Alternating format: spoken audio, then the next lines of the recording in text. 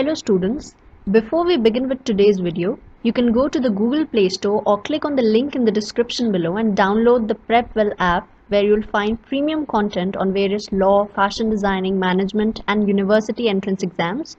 So download the PrepWell app today. So now we begin with passage number 13 of the reading comprehension. तो इस passage में ये बताया जा रहा है कि वर्ल्ड वॉर 2 के बाद में हेल्थ केयर सर्विसेज में क्या चेंजेस आए. ठीक है, तो पहली चीज़ इम्प्रूवमेंट जो हुई वहाँ पे हेल्थ केयर सर्विसेज में वो ये थी कि सब लोगों को एक्सेस मिल रहा था, यानी कि हर इंसान के पास हेल्थ केयर सर्विसेज पहुँच रही थी, चाहे वो पुअर हो, चाहे वो माइनॉरिटीज़ से बिलोंग करता हो, सबके पास बेटर एक्सेस थी हेल्थ केयर के लिए, है ना.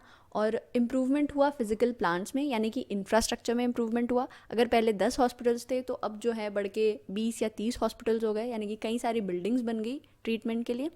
तीसरी चीज़ जो हुई वो था increase numbers of physicians and health personnel, यानी कि मेडिकल स्टाफ को बढ़ा दिया गया क्योंकि ज़्यादा से ज़्यादा लोगों को वो ट्रीट कर पाए.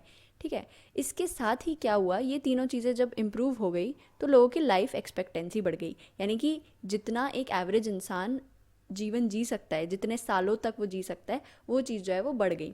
ठीक है, लेकिन कई सारी क्रिटिसिज्म भी वो फेस कर रहे थे. क्रिटिसिज्म ऐसी थी, पहला ये कि एक्सेस कई सारे लोगों को अभी भी नहीं मिल पा रही थी. ठीक है, दूसरी चीज़ कॉस्ट इन्फ्लेशन, बहुत महंगी थी हेल्थ केयर सर्विसेज, साथ में बहुत ही फ्रैगमेंटेड थी. यानी कि ये होता था कि आप पहले एक फिजिशियन को दिखाने जाओ, ठीक है, वो आपको बोलेगा कि आप कहीं और पे डायग्नोसिस करवाओ अपनी, है ना, किसी तरह के टेस्ट करवाओ, फिर आपको बोलते थे आप कहीं और से मेडिसिन लेके आओ, फिर आपको बोलते थे कहीं और आप सर्जरी करवाओ. तो इस तरह से फ्रैगमेंटेड थी सर्विस, मतलब अलग अलग जगह जाना पड़ता था अलग अलग चीज़ों के लिए. और साथ ही साथ में कई सारी वेस्टफुल हाई टेक्नोलॉजी का यूज़ होता था. और डॉक्टर पेशेंट रिलेशनशिप्स जो है वो पूरी तरह से ख़राब हो चुके थे, क्योंकि डॉक्टर जो है उसको सिर्फ पैसे कमाने में इंटरेस्ट था और जो पेशेंट है उसको सिर्फ अपना ट्रीटमेंट करवाने में इंटरेस्ट था. तो इस तरह की चीज़ें हो रही थी.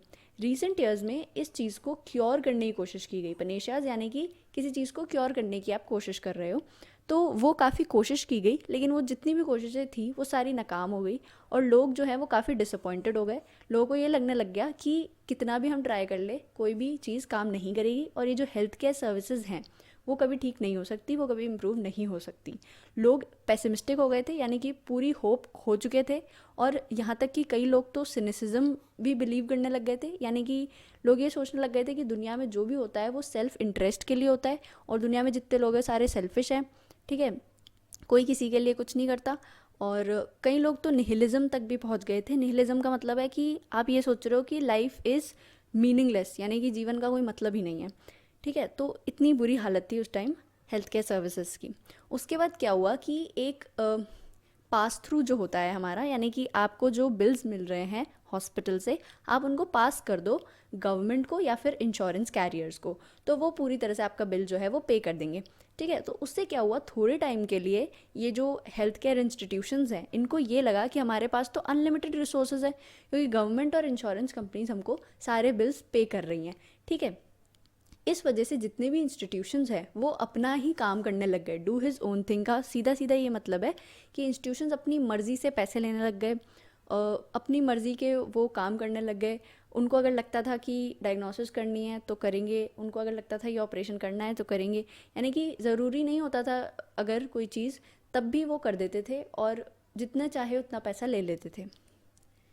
The practice of full cost reimbursement, अब ये बात जो है ना, फुल कॉस्ट रीइम्बर्समेंट यानी कि पूरी तरह से जितना भी पेमेंट है पूरी हेल्थ केयर सर्विस का, पूरे ट्रीटमेंट का, वो पूरा रिफंड कर दिया जाता था लोगों को बाय द इंश्योरेंस कंपनीज और द गवर्नमेंट. इसकी वजह से क्या हुआ कि कैपिटल इन्वेस्टमेंट बढ़ गया, यानी कि जो हॉस्पिटल्स है उसमें लोग इन्वेस्ट करने लग गए और इसकी वजह से ओवर कैपिटलाइजेशन हो गया. मतलब ज़्यादा पैसा आ गया हॉस्पिटल्स के पास. अब ज़्यादा पैसा आएगा तो क्या होगा, उसको कहीं ना कहीं स्पेंड तो करना ही पड़ेगा. तो हॉस्पिटल्स ने क्या किया, बहुत सारे बेड्स खरीद लिए. ठीक है, बहुत सारी सुपर अबंडेंस हो गई हाई टेक्नोलॉजी की, जिसकी उनको ज़रूरत भी नहीं थी. उतने हाई टेक्नोलॉजी इक्विपमेंट्स उन्होंने खरीद लिए. उसके बाद स्ट्रक्चरल ऑस्टेंटेशन कर लिया, यानी कि वो बहुत ज़्यादा शो ऑफ करने लगे. उनका जो इंफ्रास्ट्रक्चर था वो, मतलब आप देखोगे कई सारे ऐसे हॉस्पिटल्स भी होंगे जो मतलब किसी होटल से कम नहीं लगते.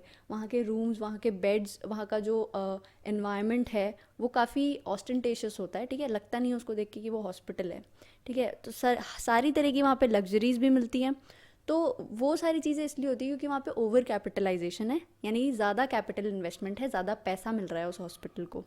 ठीक है, अब ऑदर कह रहे हैं कि इसमें बुराई ये है कि जो आधे से ज़्यादा वहाँ के बेड्स हैं वो वेकेंट रहते हैं। आप किसी भी दिन वहाँ पे चले जाएंगे, वहाँ पे आपको खाली मिलेंगे आधे से ज़्यादा बेड्स। ठीक है, एक्सपेंसिव इक्विपमेंट जो वो लोग खरीदते हैं वो अंडर यूज्ड है या फिर ज़बरदस्ती यूज़ किया जा रहा है, मतलब उसकी ज़रूरत ही नहीं है फिर भी उसको यूज़ किया जा रहा है। तो कैपिटल इन्वेस्टमेंट जो है उसकी वजह से ऑपरेटिंग कॉस्ट्स जो है ना वो काफ़ी बढ़ गए हैं। यानी कि अब ऑब्वियस सी बात है, अगर हॉस्पिटल अपने ऊपर ज़्यादा खर्चा कर रहा है अपने इंफ्रास्ट्रक्चर पे या फिर इक्विपमेंट खरीदने पे, तो ऑब्वियस सी बात है कि वो उस पैसे को कहीं से तो लेगा। तो वो ऑपरेशंस जो वो करते हैं, जो सर्जरीज करते हैं, ट्रीटमेंट्स करते हैं, उसमें ज़्यादा पैसा ले लेते हैं।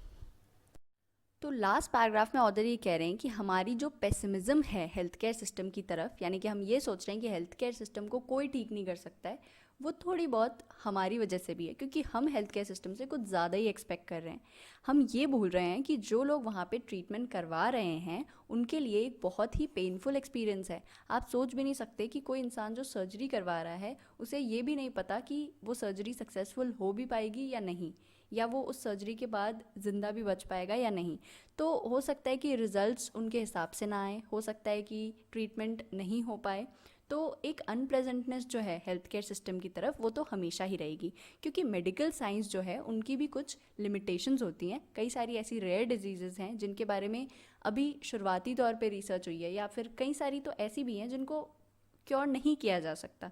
ठीक है, तो यहाँ पे ऑदर एक एग्जाम्पल दे रहे हैं, वो कह रहे हैं Humpty Dumpty can not always be put back together again. जैसा कि हम केजी में पोएम सुनते थे कि हम्टी डम्टी गिर गए थे और फिर उन्हें कोई वापस से जोड़ नहीं पाया, तो उसी तरह से जो मेडिकल साइंस है वो हर किसी को वापस से क्योर नहीं कर सकती, हर किसी को ट्रीट नहीं कर सकती, हर किसी बीमार को फिर से स्वस्थ नहीं कर सकती।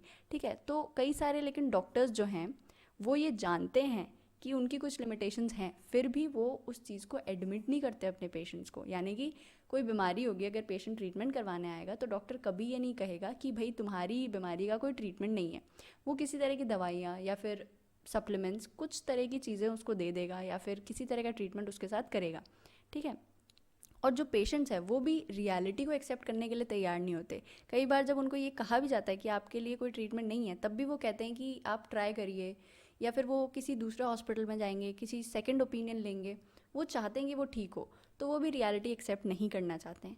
तो और ऑदर ये कह रहे हैं, अब वो थोड़ा सपोर्ट में आ गए हैं हेल्थ केयर सिस्टम के, और वो ये कह रहे हैं कि हर चीज़ जो हमने कही कि हर चीज़ हमने ट्राई कर ली है और फिर भी हेल्थ केयर सिस्टम ठीक नहीं हो पा रहा है, वो थोड़ा सा गलत है। क्योंकि कई सारे लोग हैं जो सक्सेसफुल हो पाए हैं इस तरह की चीज़ों में और उन्होंने अपने हेल्थ केयर सिस्टम को अच्छा कर लिया है। एग्जाम्पल्स दिए उन्होंने केसर फाउंडेशन के और प्यूजेट साउंड के। ये दोनों जो जगह है, यहाँ का हेल्थ केयर सिस्टम काफ़ी अच्छा हो गया है because of prepaid group practice plans. ये जो प्लान्स है इसमें क्या होता है, आपको एक फिक्स्ड अमाउंट देनी होती है मंथली या फिर एनुअली, जिसकी हेल्प से आपकी पूरी फैमिली का ट्रीटमेंट हो जाता है। ठीक है, मतलब यानी कि इट डजेंट मैटर कि आपको बीमारी कौन सी है, आपको बस वो फिक्स्ड अमाउंट ऑफ पैसे देने हैं इस फाउंडेशन को, और आपकी पूरी फैमिली में जिसका भी ट्रीटमेंट होगा, चाहे वो उस अमाउंट से ज़्यादा भी हो रहा हो, तब भी वो ट्रीटमेंट हो जाएगा। यानी कि आपको कहा जाएगा कि पर मंथ आपको $100 पे करने हैं इस फाउंडेशन को, और इस $100 में हर मंथ आपकी पूरी फैमिली के सारे तरह के चेकअप, सारे तरह के टेस्ट, सब तरह का ट्रीटमेंट, सब कुछ हो जाएगा, भले ही आपका ट्रीटमेंट $1000 का ही क्यों ना हो। ठीक है, तो इससे लोगों को भी काफ़ी फ़ायदा हुआ है। महंगाई जो थी काफ़ी कम हो गई है हेल्थ केयर सर्विसेज में, और इन फाउंडेशंस को भी काफ़ी हेल्प हुआ है। ठीक है, लेकिन ये जो फाउंडेशंस है ये सब चीज़ें तब कर पाई जब इनके पास काफ़ी सारा पैसा इकट्ठा हो गया from public and private money.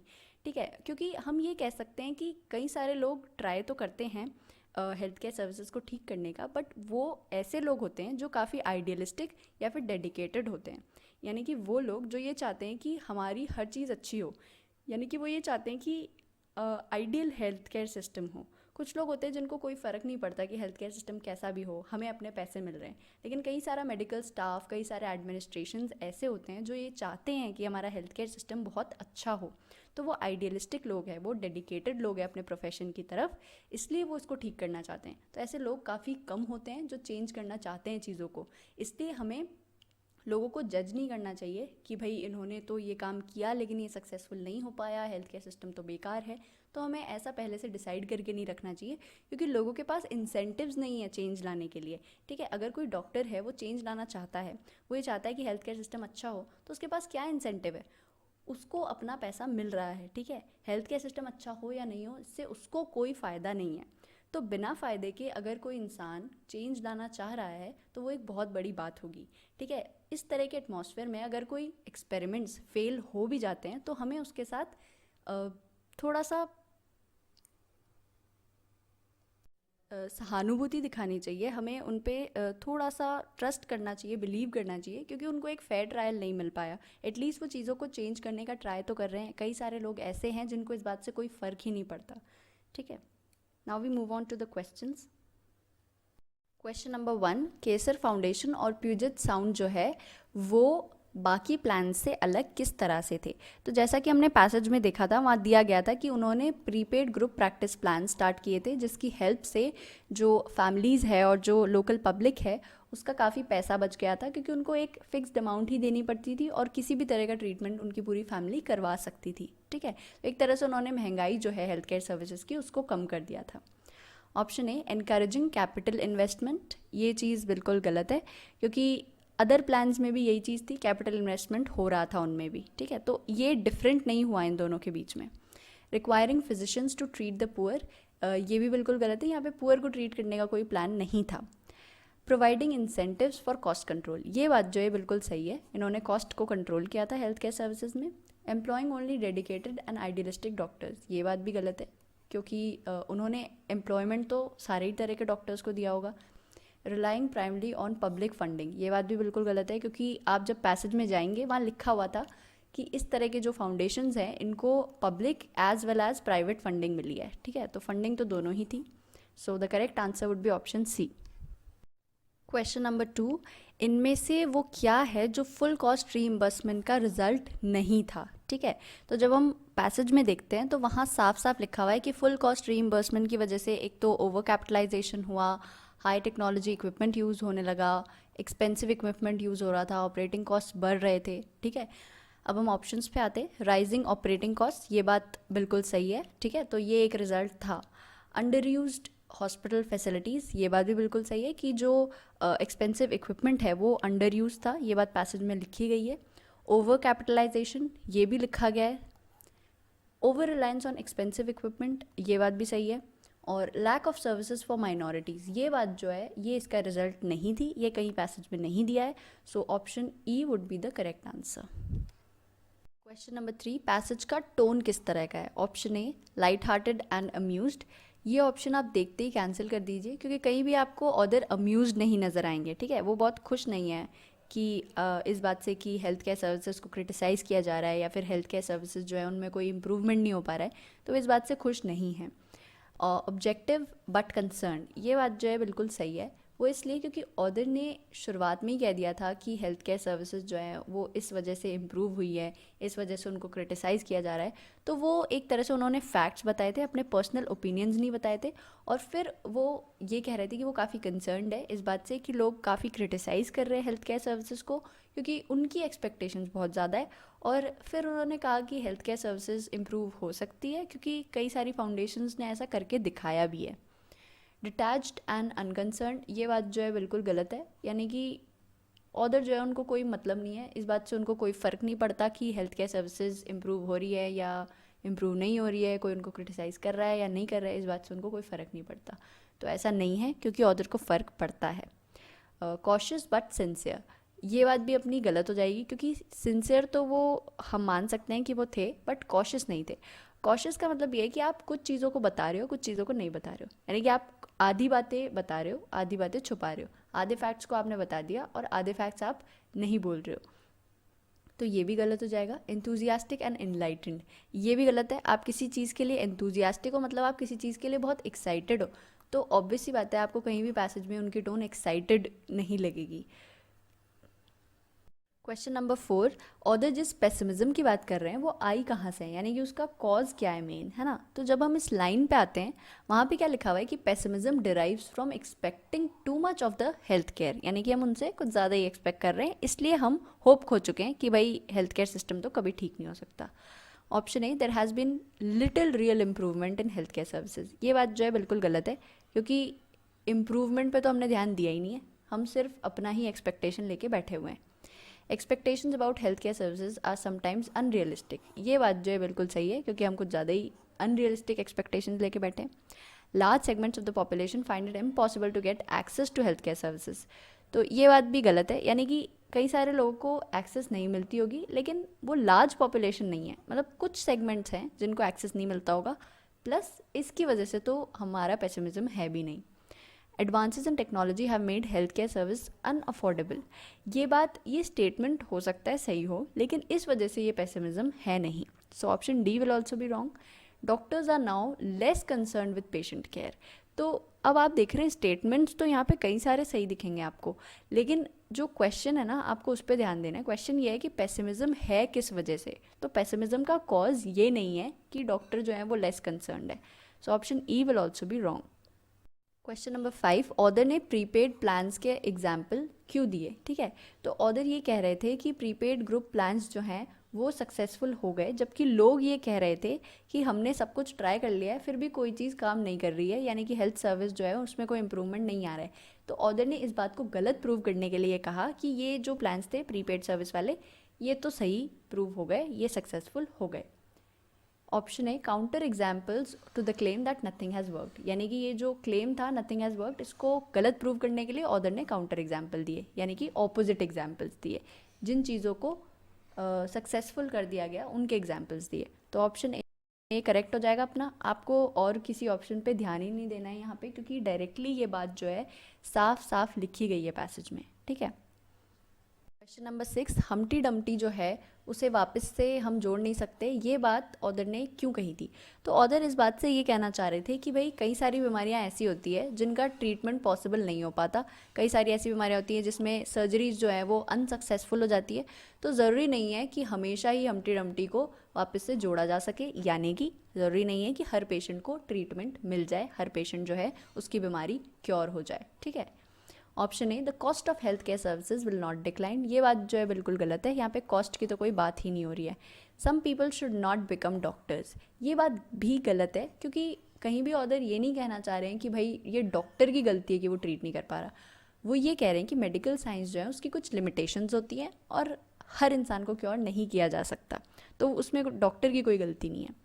Medical care is not really essential to good health, ये बात भी बिल्कुल गलत है, क्योंकि पैसेज के शुरुआत में ही हमने कह दिया था कि मेडिकल केयर की वजह से लोगों की लाइफ एक्सपेक्टेंसी बढ़ी है।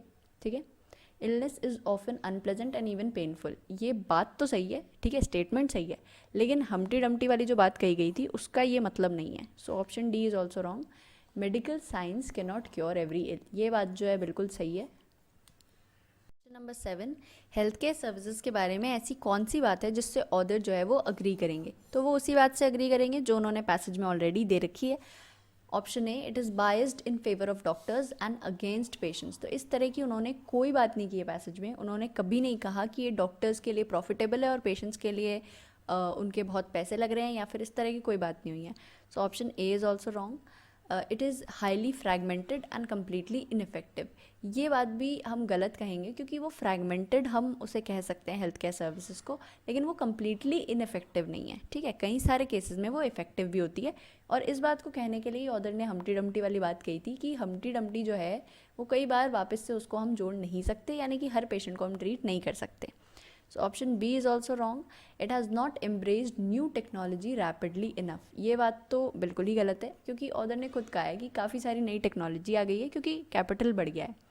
It is generally effective but can be improved, ये बात जो है बिल्कुल सही है कि ऑदर ने कहा था शुरुआत में कि काफ़ी चीज़ें इम्प्रूव हुई है, एक्सेस बढ़ गया है लोगों का, और इंफ्रास्ट्रक्चर अच्छा हो गया है, काफ़ी मेडिकल स्टाफ आने लगा है नया, तो इफ़ेक्टिव तो है बट इम्प्रूवमेंट भी ज़रूरी है और इम्प्रूव किया जा सकता है। It discourages people from seeking medical care, ये बात भी बिल्कुल गलत है। ऑदर ने कहीं भी नहीं कहा कि लोग जो है वो मेडिकल केयर सीख नहीं कर रहे हैं, है ना। उनको चाहिए अभी भी मेडिकल केयर, भले ही वो उसको कितना भी क्रिटिसाइज़ कर ले। क्वेश्चन नंबर 8, पैसेज का लॉजिकल स्ट्रक्चर क्या है, यानी कि एक्चुअली में पैसेज की बनावट किस तरह की है, वो शुरू कैसे हो रहा है, आगे कैसे बढ़ रहा है और उसकी एंडिंग कैसी हो रही है। Option A, third paragraph is a refutation of the first and second paragraphs. तो ये ऑप्शन हो सकता है आपको सही लगे, लेकिन ये बिल्कुल इनकरेक्ट है। वो इसलिए क्योंकि फर्स्ट पैराग्राफ में हमें क्या दिया गया है कि जो हेल्थ केयर सर्विसेज है उसमें काफ़ी इंप्रूवमेंट हुआ है, और फिर ये कहा गया है कि उसमें क्रिटिसाइजेशन भी काफ़ी हुआ है, लोगों ने काफ़ी उसको गलत ठहराया है और लोग काफ़ी पेसिमिस्टिक हो गए हैं। लोग ये सोच रहे हैं कि अब हेल्थ केयर सर्विसेज तो बिल्कुल ठीक नहीं हो सकती। सेकेंड पैराग्राफ में बताया गया है कि हेल्थ केयर सर्विसेज जो हैं उनमें क्या क्या बुराइयां हैं, किस किस वजह से वो बुराइयां क्रिएट हुई हैं, ठीक है। और फिर थर्ड पैराग्राफ में बता रहे हैं कि ये जो पेसिमिज्म है वो हमने खुद क्रिएट किए हैं, क्योंकि हम बहुत ज़्यादा हेल्थ केयर सर्विसेज से एक्सपेक्ट कर रहे हैं। तो फिर ये बताया गया है कि किस तरह से हम हेल्थ केयर सर्विसेज को इम्प्रूव कर सकते हैं, और ऐसा नहीं है कि कभी भी इम्प्रूवमेंट नहीं आएगा। प्लस वो जस्टिफाई करना चाह रहे हैं ऑथर हेल्थ केयर सर्विसेज के टाइम पे कि हेल्थ केयर सर्विसेज एक्चुअली में अनप्लेजेंट ही रहेंगी और हम उनसे कुछ ज़्यादा एक्सपेक्ट नहीं कर सकते। Option B, the first paragraph is a summary of the passage. ये बात भी बिल्कुल गलत है, क्योंकि जो फर्स्ट पैराग्राफ है वो किसी तरह की समरी नहीं दे रहा है। The second and third paragraph जो है they explain the points made in the first paragraph. ये बात जो है बिल्कुल सही है कि फर्स्ट पैराग्राफ में यही कहा गया है कि पहले तो कहा गया है कि इम्प्रूवमेंट्स हुए हैं, फिर ये कहा गया है कि क्रिटिसाइज़ किया गया है उसको बहुत, और फिर बताया गया है कि पेसिमिज्म बहुत ज़्यादा हो रही है। तो इसी बात को सेकंड पैराग्राफ में समझाया गया कि क्रिटिसाइज़ क्यों किया जा रहा है हेल्थ केयर सिस्टम को, और थर्ड पैराग्राफ में बताया है कि हेल्थ केयर सिस्टम को इम्प्रूव किस तरह से किया जा सकता है, ठीक है। तो हमें दो बातें बताई थी फर्स्ट पैराग्राफ में, एक तो इम्प्रूवमेंट, ठीक है, और दूसरा बताया था कि क्रिटिसाइज़ क्यों किया जा रहा है। तो वहीं पे हमारा जो सेकंड पैराग्राफ था ना, उसमें यही बताया गया कि क्रिटिसाइज़ क्यों किया जा रहा है हेल्थ केयर सिस्टम को, और थर्ड पैराग्राफ में बताया कि इम्प्रूव कैसे किया जा सकता है, ठीक है। तो ऑप्शन सी हमारा सही होना चाहिए। First paragraph describes a problem, second and third present to horns of a dilemma. अब ये बात जो है ना, इसमें आप ये सोचोगे कि ये भी सही हो सकता है। आप देखोगे सेकंड और थर्ड पैराग्राफ में एक डिलेमा ही है, ठीक है। सेकंड पैराग्राफ में ये कहा गया है कि हेल्थ केयर सिस्टम जो है वो कभी ठीक नहीं हो सकता, बहुत पेसिमिस्टिक हो रहे हैं लोग और क्रिटिसाइज़ कर रहे हैं उसको, और थर्ड पैराग्राफ जो है उसमें बिल्कुल ऑपोजिट बात दी गई है। वो ये दी गई है कि हेल्थ केयर सिस्टम जो है उसको आप बहुत ज़्यादा उससे एक्सपेक्ट कर रहे हो और ये आपकी गलती है, और हेल्थ केयर सिस्टम जो है वो हमेशा सही नहीं हो सकता, हर ट्रीटमेंट को वो ठीक नहीं कर सकता, ज़रूरी नहीं है कि हर पेशेंट ठीक हो जाए। तो कई सारी चीज़ें उसमें दी गई है, और ये भी दिया गया है कि हेल्थ केयर सिस्टम जो है कई सारी जगह पे सक्सेसफुल भी हुआ है। तो प्रॉब्लम जो है, प्रॉब्लम फर्स्ट पैराग्राफ में नहीं दी गई है। आपको हाफ ऑफ द स्टेटमेंट जो है ना, वो आपका पीछे वाला स्टेटमेंट बिल्कुल सही है, लेकिन स्टार्टिंग का स्टेटमेंट जो है वो बिल्कुल गलत है कि एक प्रॉब्लम नहीं दी गई है शुरुआत में सिर्फ ये कहा गया है, एक स्टेटमेंट दिया गया है कि हेल्थ केयर सर्विसेज जो हैं वो क्रिटिसाइज़ की जा रही हैं और थोड़ी बहुत इम्प्रूव भी हुई हैं। तो स्टेटमेंट्स दिए गए हैं, आपको कोई प्रॉब्लम नहीं दी गई है। First paragraph describes a problem, second its causes and third a possible solution. Again E option देख के भी आपको लगेगा कि भाई ये ऑप्शन अपना सही है, लेकिन ई ऑप्शन जो है ना वो भी बिल्कुल इनकरेक्ट है। वो इसलिए फर्स्ट पैराग्राफ में पहली बात कोई प्रॉब्लम नहीं दी गई है, दूसरी बात ये कि सेकंड में कॉजेज दिए गए हैं क्रिटिसाइज़ करने के, ठीक है, और थर्ड जो है उसमें कोई सल्यूशन नहीं दिया गया है, उसमें सिर्फ जस्टिफाई किया गया है इस बात को कि जो हेल्थ केयर सर्विसेज हैं उनको क्यों क्रिटिसाइज़ किया जाता है, और हेल्थ केयर सर्विसेज की सारी गलती नहीं है, सारी गलती जो है हमारी है कि हम उनसे बहुत ज़्यादा एक्सपेक्ट कर रहे हैं, ठीक है। तो ऑप्शन ई भी अपना गलत हो जाएगा। क्वेश्चन नंबर 9, ऑथर का मेन कंसर्न क्या है, यानी कि उनका मेन एम क्या है इस पैसेज को लिखने का, ठीक है। तो मुझे लगता है उनका मेन एम यही था। पहले उन्होंने ये बताया कि जो हेल्थ केयर सर्विसेज हैं उसमें क्या क्या इम्प्रूवमेंट हुआ है, ठीक है। फिर उसको बताया है कि क्यों क्रिटिसाइज़ किया जा रहा है हेल्थ केयर सर्विसेज को, क्या क्या उसमें बुराइयां हैं, और फिर ये बताया कि किस तरह से उसको इम्प्रूव किया जाना चाहिए और किस तरह से वो हमारी डेली लाइफ को इफेक्ट करता है। Option A, criticise physicians and health care administrators for investing in equipment. तो ऑथर का मेन एम पैसेज को लिखने का ये नहीं था, क्योंकि उन्होंने क्रिटिसाइज़ तो किया है, वो नहीं चाहते कि इतने एडवांस्ड इक्विपमेंट लोग खरीदे जो कि यूज़ में ही ना आते हो, जो किसी काम के ना हो। सो पैसेज का मेन एम ये नहीं है, इसलिए option A is wrong. Examine some problems affecting delivery of health care services and assess the severity. ये बात जो है इसको हम सही मार्क कर सकते हैं, क्योंकि यही ऑथर ने किया है। Defend the medical community from charges that health care has not improved since World War two. ये बात जो है ना, ये आपको लगेगा स्टेटमेंट सही है, लेकिन ये स्टेटमेंट सही नहीं है। वो इसलिए क्योंकि वर्ल्ड वॉर टू के बाद में हेल्थ केयर सिस्टम इम्प्रूव हुआ है, ये लोग मानते हैं, पर जो ऑथर है उनका मेन एम डिफेंड नहीं करना था मेडिकल कम्युनिटी को। उनका मेन एम ये था कि वो हेल्थ केयर सर्विसेज में जो प्रॉब्लम्स आ रही है उनको एनालाइज करें और फिर ये बताएं कि किस तरह से उन प्रॉब्लम्स को सॉल्व किया जा सकता है। उनको मेडिकल कम्युनिटी को डिफेंड नहीं करना था, उनको ये नहीं बताना था कि मेडिकल कम्युनिटी जो है वो सही है और बाकी सब लोग जो उनको क्रिटिसाइज़ कर रहे हैं वो गलत है। ठीक है, तो ऑप्शन सी इज़ रॉन्ग। और जो लोग कह रहे थे कि हेल्थ केयर सिस्टम जो है वो काफ़ी ख़राब है, उन्होंने ये नहीं कहा कि हेल्थ केयर सिस्टम कभी इम्प्रूव ही नहीं हुआ। वो लोग सिर्फ क्रिटिसाइज़ कर रहे हैं कुछ बातों को, बट वो लोग ये मान रहे हैं कि इम्प्रूवमेंट हुआ है। Analyse reasons for health care industries ability to provide quality care to all segments of population. अब ये बात भी बिल्कुल गलत है, क्योंकि मेन एम ये नहीं था पैसेज को लिखने का। पैसेज में एक जगह पे दिया गया है कि कहीं कहीं पे एक्सेस नहीं है लोगों को मेडिकल केयर की, लेकिन पूरे पैसेज का एम ये नहीं था। Describe peculiar economic features of the health care industry that are causes of spiralling medical costs. अब ये बात जो है ये भी बिल्कुल गलत है, क्योंकि main M again economic features, economic issues को बताना नहीं था। ये बताना था कि मेजर हेल्थ केयर सर्विसेज जो हैं उनमें बुराइयां क्या है और उसको कैसे इम्प्रूव करना चाहिए, वो कैसे हमें इफेक्ट कर रही है। ठीक है, अब हम आते हैं पैसेज नंबर 14 पे।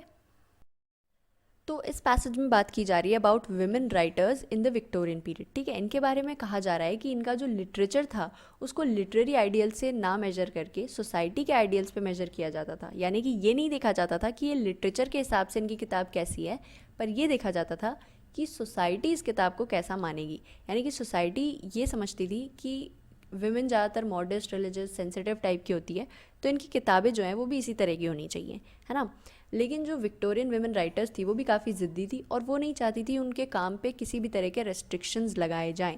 और पब्लिशर्स जो थे उनकी बुक्स के, उनको बहुत जल्दी ये बात समझ आ गई कि कितनी भी जेंटल फीमेल राइटर क्यों ना हो, जब उनके प्रोफेशन की बात आती है तो वो बहुत ही टफ माइंडेड हो जाती हैं, वो किसी की बात नहीं सुनती। और क्योंकि ये जो फीमेल राइटर्स थी ये अपनी आर्टिस्टिक टैलेंट को कॉम्प्रोमाइज़ नहीं करना चाहती थी, इसलिए उन्होंने किसी भी तरह से अपने काम को एडिट नहीं किया अकॉर्डिंग टू सोसाइटीज़ रूल्स। और हो सकता है कि इससे उनकी कमर्शियल सक्सेस नहीं हो पाई हो, बट स्टिल उन्होंने अपने आर्ट को चूज़ किया ओवर सोसाइटी।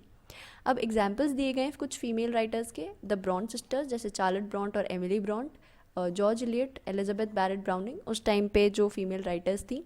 तो इनको ये बात लगा कि इनकी जो क्रिटिसिज्म हो रही है, यानी कि लिटरेरी क्रिटिक्स होते हैं कई सारे जो लिटरेचर में गलतियाँ बताते हैं या ये बताते हैं कि किस तरह से ये सुधार कर सकते हैं इसमें, तो इनके साथ ऐसा बिहेवियर हो रहा था जैसा कि विक्टोरियन मेन जो हैं वो बिहेव करते हैं विक्टोरियन लेडीज़ के साथ। यानी कि बहुत ही कर्टसी के साथ, बहुत ही रिस्पेक्ट देते थे उस टाइम पे लेडीज़ को, मेन।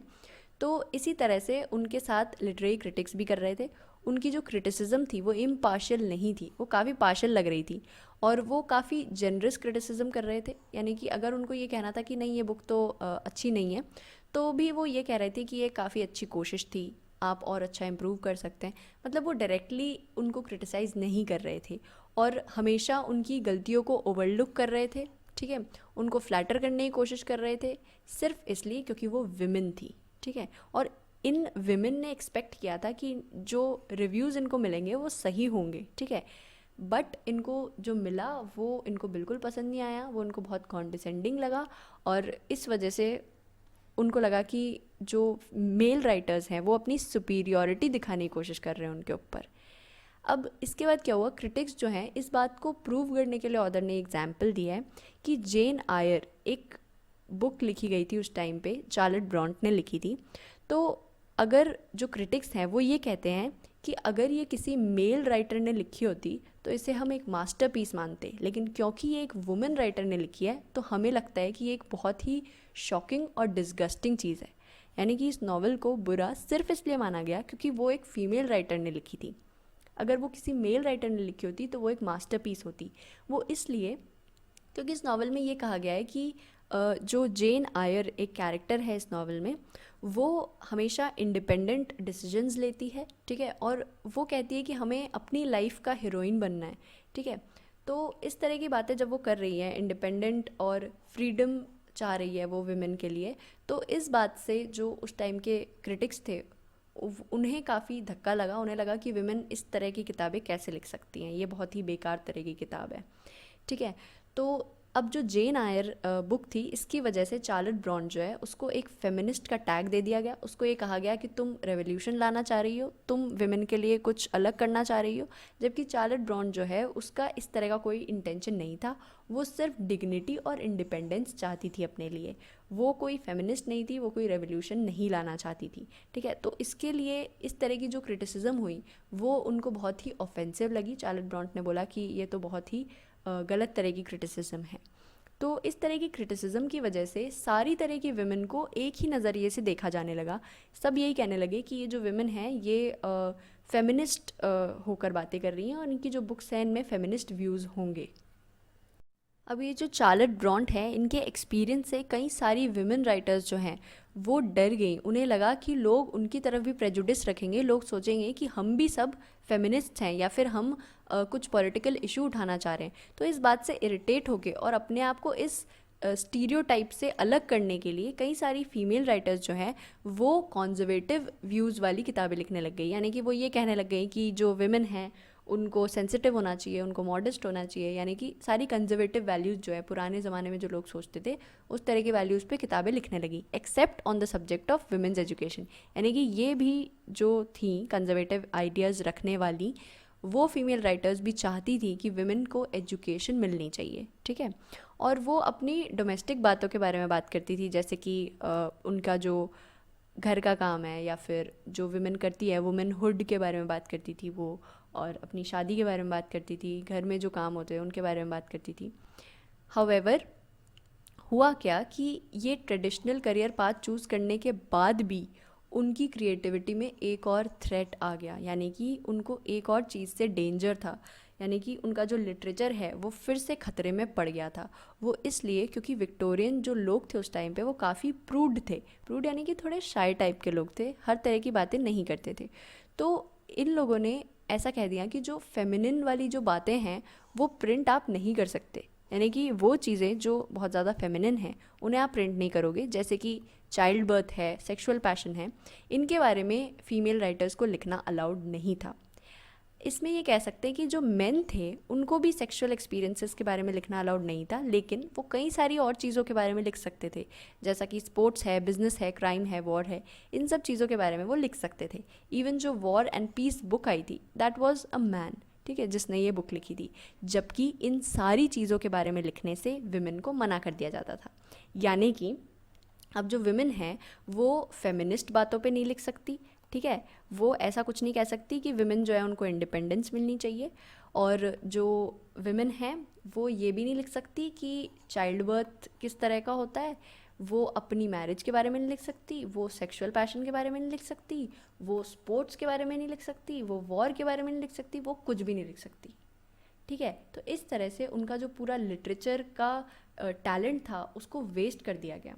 ठीक है, इसीलिए ऑथर कह रहे हैं कि किसी तरह की जो विमेन थी उस टाइम पे उन्होंने वॉर एंड पीस टाइप की किताब नहीं लिखी। और अमेजिंग चीज़ ये लगी ऑथर को कि उस टाइम पे जो विक्टोरियन विमेन ने प्रोज और पोइट्री लिखी वो बिल्कुल फर्स्ट रेट की थी, यानी कि वो बहुत अच्छी थी, उस टाइम के हिसाब से सबसे बेस्ट प्रोज और पोइट्री थी। यानी ऑथर सीधा सीधा ये कहना चाह रहे हैं कि अगर सारी विमेन को ये रिस्ट्रिक्शंस नहीं लगाए जाते, अगर उनको कहा जाता कि आप जो चाहो लिख सकते हो, तो उनकी लिटरेचर का जो टैलेंट होता वो कितना अच्छा होता, यानी कि उनका जो लिटरेचर है वो बहुत ही अमेजिंग होता, क्योंकि उन जो चीज़ें वो लिख सकती थी वो भी इतनी अमेजिंग थी, तो जो चीज़ें वो नहीं लिख पाई वो कितनी अमेजिंग होती। क्वेश्चन नंबर 1, पैसेज को लिखने का प्राइमरी पर्पस क्या था। ठीक है, तो जब हम पैसेज की शुरुआत है वहाँ पे देखेंगे, वहाँ लिखा हुआ है कि विक्टोरियन पीरियड में विमेन राइटर्स जो है उनको सोसाइटी के आइडियल से देखा जाता था, ना कि लिटरेरी के आइडियल से। उनके लिटरेचर को इस बात से नहीं नापा जाता था कि वो कितना अच्छा है, बल्कि इस बात से नापा जाता था कि वो सोसाइटी में एक्सेप्टेबल है या नहीं है। Option A, refute the contention that no Victorian women writer produced a novel like War and Peace. ये बात बिल्कुल गलत है, क्योंकि सिर्फ एक लाइन में ऑथर ने वॉर एंड पीस के बारे में बात की है, तो ये तो पैसेज का मेन एम नहीं हो सकता। Trace the historical relationship between radical feminist politics and Victorian novels written by women. ये बात भी बिल्कुल गलत है, क्योंकि यहाँ पे साफ कर दिया है कि चार्लोट ब्रॉन्ट जो है वो कोई फेमिनिस्ट नहीं थी, वो सिर्फ इंडिपेंडेंस चाहती थी वुमेन के लिए। Show how 3 Victorian women writers responded to criticism of their novels. ये बात भी बिल्कुल गलत है, क्योंकि सिर्फ चार्लोट ब्रॉन्ट की बात बताई गई है यहाँ पे, और ये कहा गया है कि उनकी जब क्रिटिसिज्म हुई थी तो वो उन्हें बिल्कुल अच्छी नहीं लगी थी, उनको बहुत ऑफेंसिव फील हुआ था। वो सिर्फ इसलिए क्योंकि वो एक फ़ीमेल थी, इसलिए उसकी बुक को एक्सेप्ट नहीं किया जा रहा था। Resolve the apparent contradiction between Victorian women writers' literary innovativeness and their conservative social views। ये बात भी बिल्कुल गलत है। ऑथर ने कहीं नहीं कहा कि एक कॉन्ट्रडिक्शन फील हो रहा था उनको कि भाई विमेन राइटर्स की मतलब लिटरेचर जो थी वो तो इनोवेटिव थी, काफ़ी नई थी, लेकिन उनके जो विचार थे वो काफ़ी कॉन्जर्वेटिव थे। तो इस तरह का कॉन्ट्रडिक्शन करने के लिए पैसेज नहीं लिखा गया है, ठीक है। Option E, describe the discrepancy between Victorian society's explanations of women writers and the expectations of women writers themselves। Discrepancy का सीधा सीधा मतलब है लैक ऑफ सिमिलैरिटी, यानी कि यहाँ पे सिमिलैरिटी नहीं थी किन दो चीज़ों के बीच में। पहला, सोसाइटी के एक्सपेक्टेशन क्या थे विमेन से, और विमेन खुद क्या लिखना चाहती थी। तो यही बात सही है, क्योंकि विमेन जो है वो काफ़ी सारी चीज़ों के बारे में लिखना चाहती थी, लेकिन सोसाइटी जो है वो उनको रेस्ट्रिक्ट कर रही थी। Question number 2, Victorian women writers जो थी वो अपने काम में, अपने लिटरेचर में कंसेशंस क्यों नहीं लाना चाह रही थी, वो कुछ कमी क्यों नहीं करना चाह रही थी, सोसाइटी के हिसाब से क्यों नहीं लिखना चाह रही थी किताबें। वो इसलिए क्योंकि वो अपने आर्ट को कॉम्प्रोमाइज़ नहीं करना चाह रही थी, वो अपने टैलेंट को कॉम्प्रोमाइज़ नहीं करना चाह रही थी। यही बात हमें लिखी हुई भी मिली है पैसेज में, because they were keenly aware of their artistic responsibilities, है ना।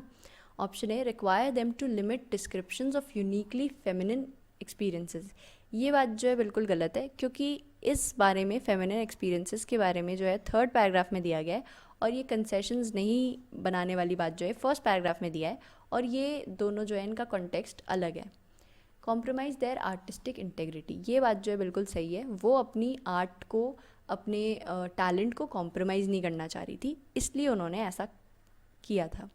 Make them vulnerable to stereotyping by critics, ये बात भी बिल्कुल गलत है, क्योंकि ये बात भी बाद में हुई थी काफ़ी, और ये बात जो है अपनी कि वो कंसेशंस नहीं कर रही थी, ये 1st पैराग्राफ की बात है, तो फिर से कॉन्टेक्स्ट जो है वो अलग है।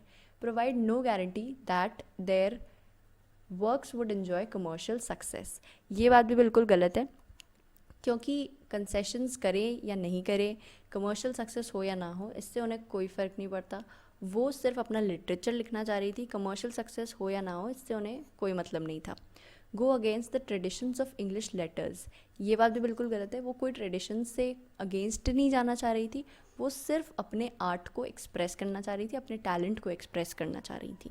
क्वेश्चन नंबर 3, विक्टोरियन जो क्रिटिक्स थे उन्होंने विमेन राइटर्स के वर्क्स को किस तरह से बताया था, यानी किस तरह से पेश किया था।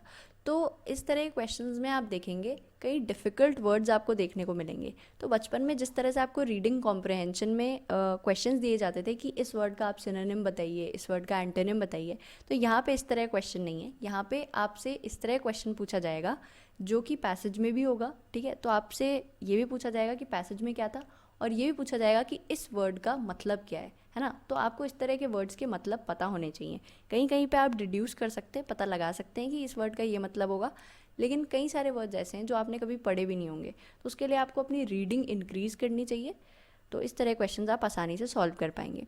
तो फर्स्ट ऑप्शन जो है दैट इज़ इंडल्जेंट, यानी कि जिसका मतलब होता है कि बहुत ही जेनरस थी उनकी क्रिटिसिज्म।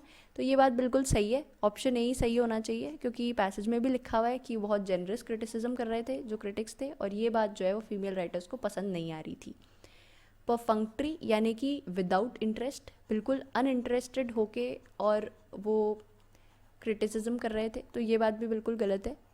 रिसोर्सफुल यानी कि वो बिल्कुल सही क्रिटिसिज्म कर रहे थे, है ना, उनकी जो क्रिटिसिज्म थी वो काफ़ी काम की थी, तो ये बात भी बिल्कुल गलत है, क्योंकि वो पार्शियल क्रिटिसिज्म कर रहे थे। वो ये देख रहे थे कि ये जो विमेन हैं ये बुरा मान जाएंगी, क्योंकि हमको इनको कर्टसी दिखानी पड़ेगी, तो इस तरह की क्रिटिसिज्म कोई काम की नहीं होती। टाइमली यानी कि वो टाइम को देख के, यानी कि अगर फेवरेबल टाइम होगा या उस टाइम पे हम करेंगे क्रिटिसिज्म, तो ये बात भी बिल्कुल गलत है, ऐसा कोई था नहीं बात। ए पॉलिटिकल यानी कि पॉलिटिक्स से रिलेटेड ना हो, इस तरह का कुछ। तो यहाँ पे पॉलिटिकल इश्यूज़ की कोई बात नहीं हुई है। So option E would also be wrong. उनकी जो क्रिटिसिज्म थी वो काफ़ी जेनरस थी, वो काफ़ी काइंड क्रिटिसिज्म कर रहे थे और वो पार्शल थे काफ़ी। Question number 4, Elizabeth Barrett Browning का एग्जाम्पल क्यों दिया है ऑथर ने? ठीक है, तो एलिजाबेथ बैरेट ब्राउनिंग जो है वो ये कहती थी कि the comparative respect which means absolute scorn, यानी कि वो जेनरस क्रिटिसिज्म को पूरी तरह से कन्फ्रंट कर रही थी। वो कह रही थी कि हमें ये जेनरस क्रिटिसिज्म नहीं चाहिए क्योंकि ये हमें कॉन्डिसेंडिंग लगती है। कॉन्डिसेंडिंग का मतलब होता है कि आप अपने आप को सुपीरियर मान रहे हो, यानी कि जो मेल्स हैं वो फीमेल्स को कर्टसी दिखाने के चक्कर में, यानी कि जेनरस क्रिटिसिज्म करने के चक्कर में वो ये समझ रहे हैं कि हम तुमसे ज़्यादा सुपीरियर हैं, इसलिए वो इस तरह की क्रिटिसिज्म कर रहे हैं। और ये बात जो है वो एलिजाबेथ बैरेट ब्राउनिंग को बिल्कुल पसंद नहीं आई थी। तो यही एग्जाम्पल से समझाना चाह रहे थे हमें author. Option A, possessed both talent and literary creativity. तो ये स्टेटमेंट हो सकता है सही हो क्योंकि टैलेंट तो उनमें था ही, लेकिन उनका एग्जाम्पल पैसेज में इस वजह से नहीं दिया गया है। So option A is wrong. Felt that their works were misunderstood, ये बात भी गलत है क्योंकि एलिजाबेथ बैरेट ब्राउनिंग का कोई काम मिसअंडरस्टूड नहीं था। जेन आयर जो है चार्लेट ब्राउन की, वो काफ़ी मिसअंडरस्टूड हुई थी। Refuse to make artistic concessions, अब ऐसा कहीं भी नहीं दिया गया है पैसेज में कि एलिजाबेथ ने आर्टिस्टिक कंसेशंस करने से मना कर दिया था। सिर्फ ये दिया गया है कि जो फीमेल राइटर्स थी वो कंसेशंस नहीं करना चाहती थी। तो ऑप्शन सी भी गलत हो गया। फियर डिराइसिव क्रिटिसिज्म, डिराइसिव का मतलब बहुत टफ क्रिटिसिज्म, यानी कि बिल्कुल इम्पार्शियल क्रिटिसिज्म, बिल्कुल ऐसी क्रिटिसिज्म जो सही हो, जो आपको हेल्प करे, जो काफ़ी रिसोर्सफुल हो। तो ये बात गलत है। वो चाहते थे कि डिराइसिव क्रिटिसिज्म उनको मिले बट उनको मिली नहीं। रिसेंटेड कॉन्डिसेंडिंग क्रिटिसिज्म, रिसेंटेड यानी कि उनको पसंद नहीं थी, कॉन्डिसेंडिंग क्रिटिसिज्म ऐसी क्रिटिसिज्म जिससे उनको ये फील हो रहा हो कि मेन अपने आप को सुपीरियर दिखाना चाह रहे हैं। तो ऑप्शन ई जो है वो बिल्कुल सही है अपना। क्वेश्चन नंबर 5, जेन आयर पे जो क्रिटिसिज्म हुई थी उसको चार्लेट ब्रॉन्ट ने एज एन ऑफेंस क्यों ले लिया? ठीक है, तो मुझे लगता है कि उसने ये ऑफेंस इसलिए लिया था क्योंकि चार्लेट ब्रॉन्ट जो थी वो डिग्निटी और इंडिपेंडेंस चाहती थी विदाउट एनी रेवोल्यूशनरी इंटेंट। लेकिन ये जो क्रिटिक्स थे इनको लगा कि भाई ये तो रेवोल्यूशन करना चाह रही है, ये तो फेमिनिस्ट है और पॉलिटिकली कंजर्वेटिव थी ये चार्लेट ब्रॉन्ट काफ़ी, और कोई पॉलिटिकल नया इशू खड़ा नहीं करना चाह रही थी, बट फिर भी इनको गलत समझा गया, इसलिए चार्लेट ब्रॉन्ट ने ऑफेंस ले लिया था। Option A, exposed her carefully concealed revolutionary doctrine to public scrutiny, ये बात जो है बिल्कुल गलत है। केयरफुली कंसील्ड यानी कि उन्होंने छुपाई थी ये बात चार्लेट ब्रॉन्ट ने कि वो रेवोल्यूशनरी है, तो ये बात गलत है क्योंकि वो रेवोल्यूशनरी थी ही नहीं, तो वो इस बात को क्यों छुपाएंगी।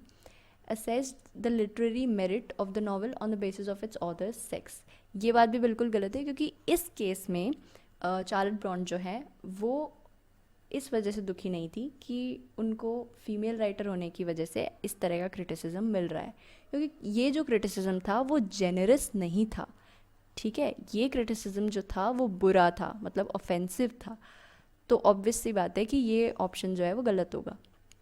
assume that her portrayal of an independent woman represented revolutionary ideas, ये बात जो है बिल्कुल करेक्ट है। और क्योंकि ये जो क्रिटिक्स थे वो जेन आयर जो है इसमें कैरेक्टर बुक में उसको काफ़ी रेवोल्यूशनरी मान रहे थे, काफ़ी फेमिनिस्ट मान रहे थे, इसलिए उन्होंने ये क्रिटिसिज्म किया था और इसलिए चार्लेट ब्रॉन्ट को बुरा लग गया था। Labelled the novel shocking and disgusting without just cause, ये बात भी बिल्कुल गलत है। Denied that the novel was a literary masterpiece, ये बात भी गलत है क्योंकि उन्होंने साफ कहा था कि ये नॉवल एक मास्टरपीस होती अगर ये किसी मैन ने लिखी होती। ठीक है, बट क्योंकि ये एक फीमेल ने लिखी है तो ये नॉवल बिल्कुल डिस्गस्टिंग है। क्वेश्चन नंबर 6, तो यहाँ पे जो थ्रेट के बारे में बात हो रही थी, जिस डेंजर के बारे में बात हो रही थी, वो क्या था? तो यहाँ पे साफ दिया गया है पैसेज में कि दीज राइटर्स यानी कि जो फीमेल राइटर्स हैं उनकी क्रिएटिविटी को एक और थ्रेट मिल गया था। वो ये था कि उनके जो यूनिक फेमिनिन एक्सपीरियंसेस हैं वो प्रिंट नहीं हो सकते थे, यानी कि वो अपनी बुक्स में फेमिनिन एक्सपीरियंसेस के बारे में नहीं लिख सकती थी। Option A, critics demanded to know the sex of the author before passing judgment on the literary quality, ये बात बिल्कुल गलत है क्योंकि ये कोई थ्रेट नहीं थी, ये एक्चुअली उनके साथ बुरा हो चुका था। Women writers were prevented from describing in print experiences about which they had special knowledge. ये बात जो है बिल्कुल करेक्ट है, क्योंकि यहाँ पे स्पेशल नॉलेज के से मतलब ये है कि चाइल्ड बर्थ और सेक्सुअल पैशन, इनके बारे में फेमिनिन जो एक्सपीरियंसेस थे उनके, वो उनको नहीं लिख सकती थी। The reading public tended to prefer historical novels to the novels describing London society। ये बात जो है entirely out of context है, ठीक है, इसका कोई मतलब नहीं है, इसका कोई रिलेशन नहीं है इन बातों से। Publishers were urging Victorian women writers to publish under their own names rather than pseudonyms। यानी कि आपको पता होगा कि कई सारे राइटर्स जो हैं वो अपने पेन नेम से किताबें लिखते हैं, तो यहाँ पे ये कह रहे हैं कि पब्लिशर्स ने कहा विक्टोरियन वुमेन को कि आप अपने असली नाम यूज़ करें और सूडोनिम्स यूज़ ना करें। तो ये बात भी बिल्कुल गलत है, पैसेज में ऐसा कुछ नहीं दिया गया है। Women writers domestic responsibilities tended to take time away from their writing. तो ऐसा भी हो सकता है ये सच हो, लेकिन पैसेज में ऐसा कहीं नहीं दिया गया है। So option E is also wrong. The correct option is option B. Question number 7, Victorian women जो थी उनका किस तरह का एटीट्यूड था जब उनको एक साथ ग्रुप कर दिया गया, यानी कि उनको ये कह दिया गया क्योंकि चार्लेट ब्राउन जो है वो फेमिनिस्ट है तो आप सब भी फेमिनिस्ट ही हो। तो इसका विक्टोरियन विमेन राइटर्स पे क्या असर पड़ा, उन्होंने क्या रिस्पॉन्स दिया? तो ऑथर ने साफ लिखा हुआ है कि irritated and anxious to detach themselves from a group stereotype they expressed conservative views about women, है ना। वो कॉन्जर्वेटिव व्यूज़ एक्सप्रेस करने लगी विमेन के बारे में क्योंकि वो अपने आप को फेमिनिस्ट होने से, फेमिनिस्ट वाले ग्रुप स्टीरियोटाइप से दूर करना चाहती थी। तो वो किस तरह का फील कर रही थी हमें ये बताना है। तो सीधी सीधी सी बात है, वो बहुत अनॉयड फील कर रही थी, इरिटेटेड थी, है ना। तो ऑप्शन डी ही करेक्ट होगा, और किसी ऑप्शन में मुझे नहीं लगता आपको कोई प्रॉब्लम आएगी। एम्बिवेलेंस का मतलब है मिक्स्ड फीलिंग्स, तो मुझे नहीं लगता यहाँ कोई मिक्स्ड फीलिंग्स थी। मुझे लगता है कि वो सिर्फ इरिटेटेड थे, अनॉयड थे, उनको ये बात बिल्कुल अच्छी नहीं लग रही थी। क्वेश्चन नंबर 8, पैसेज के हिसाब से एक ऐसी विक्टोरियन वुमेन राइटर जो कि अपने आप को फेमिनिस्ट नहीं बोलती थी, वो विमेन के बारे में क्या अप्रूव करेगी, ठीक है। तो यहाँ पे पैसेज में जब हम देखेंगे वहाँ साफ लिखा हुआ है कि कई सारी जो विमेन राइटर्स अपने आप को फेमिनिस्ट होने से बचाना चाहती थी, वो विमेन के बारे में कंजर्वेटिव व्यूज़ दे रही थी। यानी कि जो विमेन है उनको इंडिपेंडेंस नहीं मिलनी चाहिए, विमेन को डोमेस्टिक ड्यूटीज़ करनी चाहिए, इस तरह की बातें वो बोल रही थी। उन्होंने हर चीज़ के बारे में बोला except on the subject of women's education. यहाँ पे वो चाहती थी कि विमेन को एजुकेशन मिले, ठीक है। तो यहाँ पे एक ही ऑप्शन दिख रहा है जिससे विमेन को एजुकेशन मिल सकती है, that is entering a university. तो इस बात से जो है विक्टोरियन विमेन राइटर इस बात को अप्रूव करती। So option C would be correct, और किसी ऑप्शन पे आपको ध्यान देना ही नहीं है। Question number 9, Victorian women writers की लिटरेरी क्रिएटिविटी को किस तरह से और अच्छा किया जा सकता था अकॉर्डिंग टू द पैसेज। तो पैसेज को लिखने का मेन एम ही यही था ऑथर का, यही बताना कि विक्टोरियन विमेन में काफ़ी क्रिएटिविटी थी, वो काफ़ी अच्छा लिख सकती थी, क्योंकि उन्होंने जो प्रोज और पोइट्री वो लिखी थी वो काफ़ी अच्छी थी, उस टाइम की बेस्ट थी। बट क्योंकि उनको कई सारी चीज़ों के बारे में लिखने नहीं दिया जाता था, इसलिए उनकी जो क्रिएटिविटी है, उनका जो टैलेंट है वो कॉम्प्रोमाइज़ हो गया और हम उनकी उस तरह की बुक्स नहीं पढ़ पाए। क्योंकि जो मेन थे उनको स्पोर्ट्स, बिजनेस, क्राइम, वॉर, इन सब पे लिखना अलाउड था जिन पे विमेन नहीं लिख सकती थी। प्लस विमेन जो है वो अपने सेक्सुअल पैशन के बारे में नहीं लिख सकती थी, चाइल्ड बर्थ के बारे में नहीं लिख सकती थी, और फेमिनिस्ट बातों के बारे में नहीं लिख सकती थी। तो उनके पास काफ़ी कम चीज़ें थी जिनके बारे में वो बुक्स लिख सकती थी। Option A, women had been allowed to write about a broader range of subjects. ये बात जो है ये बिल्कुल सही है, क्योंकि विमेन जो है अगर उनको ज़्यादा चीज़ों के बारे में लिखने दिया जाता तो शायद उनकी जो लिटरेचर है वो और अच्छी हो जाती। Novels of the period had been characterised by greater stylistic and structural ingenuity. ये बात गलत है, पैसेज में ऐसा कहीं नहीं दिया गया है। A reserved and decorous style had been a highly valued literary ideal. ये बात तो बिल्कुल ही गलत है, क्योंकि उस टाइम पे विमेन जो है उनको क्रिटिसाइज़ किया जाता था on the basis of society क्या चाहती है। इस बात को नहीं देखा जाता था कि वो लिटरेरी आइडियल के हिसाब से किस तरह की किताबें लिख रही हैं। Publishers had sponsored more new women novelists. ये बात सुनिए, ये स्टेटमेंट जो है ना ये सही हो सकता है, लेकिन अगेन पैसेज में इस तरह का कुछ रिलेशनशिप नहीं है, क्योंकि हम ये कह सकते हैं कि पब्लिशर्स अगर नई विमेन नॉवेलिस्ट को स्पॉन्सर करते तो हो सकता है कि लिटरेरी क्रिएटिविटी एनहांस हो जाती, लेकिन इस पैसेज में इस बारे में कुछ नहीं दिया गया है, इसलिए ऑप्शन डी गलत होगा। Critics had been kinder in reviewing the works of women novelist. ये बात जो है इंटायरली गलत है, क्योंकि क्रिटिक्स जो थे वो काइंड थे, पर विमेन नॉवेलिस्ट ये नहीं चाहती थी कि वो इतने काइंड हो। Now we move on to passage number 15। तो इस पैसेज में बात की जा रही है अबाउट मिडीवल फ्रांस। जिस तरह से हम किसी भी कंट्री की हिस्ट्री को 3 में डिवाइड करते हैं, एक तो होती है अपनी एंशियंट हिस्ट्री, एक होती है मिडीवल और एक होती है मॉडर्न हिस्ट्री, है ना। तो फ्रांस के उस टाइम पे मिडिल एजेस चल रहे थे, मिडीवल फ्रांस था और काफ़ी प्रिमिटिव था, उतना डेवलपमेंट नहीं हुआ था, उतनी सिविलाइजेशन नहीं थी और उतना इकोनॉमिक एक्सपेंशन नहीं था। मतलब काफ़ी सारी चीज़ें थी जो ठीक होना बाकी थी, अच्छी होना बाकी थी। तो यहाँ पे बताया गया है कि उस टाइम जो एग्रीकल्चरल प्रोग्रेस हुई, यानी कि एग्रीकल्चर में जो बढ़ोतरी हुई, इम्प्रूवमेंट हुआ, उसकी वजह से इकोनॉमिक एक्सपेंशन भी बढ़ गया। यानी कि ऐसी चीज़ें चालू हो गई जिससे उनकी इकोनॉमी अच्छी हो जाए। यानी कि जो उनको एग्रीकल्चर से टैक्सेस मिल रहे थे, उनकी मदद से वो बाकी जगहों पर इन्वेस्ट करके और अपनी इकोनॉमी को अच्छा बना रहे थे। अब ऑथर कह रहे हैं ये कैसे हो पाया। तो जब तक कि कोई फार्मर जो है वो अपने काम करता था अपने लैंड पे और अपना खुद का सब्सिस्टेंस चला रहा था, यानी कि जो मिनिमम उसको चाहिए ज़िंदा रहने के लिए उतना खाना वो उगा रहा था और अपने लैंडलॉर्ड्स को भी पे कर पा रहा था, तब तक ये जो इकोनॉमिक एक्टिविटीज़ थी वो काफ़ी मिनिमम थी, क्योंकि वो टैक्सेस ही पे नहीं कर पा रहा था। बट जब ये फूड सरप्लस जो है वो इंक्रीज़ हुई, जब उनकी एग्रीकल्चरल प्रोग्रेस हुई, तब क्या हुआ, गवर्नमेंट के पास पैसा आ गया। तो उसने सोचा कि अब हम कई सारी जगहों पर इस पैसे को लगा सकते हैं, जैसे कि गवर्नमेंट का काम है, कमर्शियल काम है, रिलीजियस है, कल्चरल काम है, इन सारी जगहों पे हम पैसा इन्वेस्ट कर सकते हैं। लेकिन एग्रीकल्चरल के जो सरप्लस है वो सारा का सारा कमर्शियल इन्वेस्टमेंट में नहीं गया। यानी कि जो सरप्लस से पैसा मिला गवर्नमेंट को, वो उसने सिर्फ कॉमर्स में नहीं लगाया, उसने दूसरी चीज़ों में भी लगाया। जैसे कि जब फूड बढ़ जाता था तो उससे सब्सिस्टेंस लेवल को थोड़ा सा रेज़ किया गया, ठीक है। और जो बाकी पैसा बचता था उसको रॉयल ट्रेजरी में डाला जाता था, ताकि कभी भी कोई वॉर हो तो उसके लिए उनके पास इनफ पैसा हो, ठीक है। उस टाइम पे जो लुई 7 ऑफ फ्रांस थे वो काफ़ी कम टैक्स लेते थे लोगों से, एज़ कम्पेयर टू जो हेनरी सेकंड थे इंग्लैंड के। लेकिन जो लुई 7 थे वो भी काफ़ी अच्छे नहीं थे, क्योंकि उन्होंने जो पैसे लिए थे टैक्सेस से वो अनसक्सेसफुल क्रूसेड्स में लगा देते थे। क्रूसेड्स जो हैं वो रिलीजियस फाइट्स होती हैं और उस टाइम पे काफ़ी ज़्यादा हुआ करती थी बिटवीन क्रिश्चियंस एंड मुस्लिम्स, ठीक है। तो इनके जो कई सारे होली प्लेसेस हैं वो सिमिलर हैं और इस वजह से इनके बीच में लड़ाइयाँ होती थी।